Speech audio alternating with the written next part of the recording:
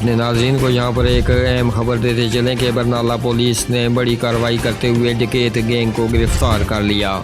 कायम मकाम एसपी सरदार फैज़ उर रहमान की खुसूसी हिदायत पर पुलिस ने इलाके की नाकाबंदी और पेट्रोलिंग जारी रखी हुई है। पुलिस को मुल्ज़मान की तलाश थी। अपने नाज़रीन को तफसीलात बताते चलें कि मुल्ज़म यूसुफ, साजिद, अज़हर वगैरह के हमरा एक गैंग की शक्ल में आवाम को लूटने, मोटरसाइकिल, दुकानों पर चोरी की वारदातों में मुलव्वस था। मुल्ज़म और इसके साथियों को SHO चौधरी मेहरबान और इनकी team ASI Mohammad Naveed Siddique, ASI Mohammad Waseem, DFC Raja Bilal, Raja Akhtar ने मुल्ज़मान को गिरफ्तार करके इनसे असला बरामद किया है। पुलिस की तरफ से तवक्का की जा रही है कि मुल्ज़मान से माल मसरूका बरामद करके अवाम को रिलीफ दिया जाएगा।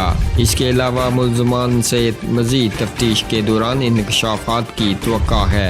मज़ीद अपडेट्स के लिए हमारे इस चैनल को सब्सक्राइब कीजिएगा और इसी के साथ अपने मेज़बान शकील अहमद को दीजिएगा इजाज़त। अगली वीडियो तक के लिए अल्लाह हाफिज़।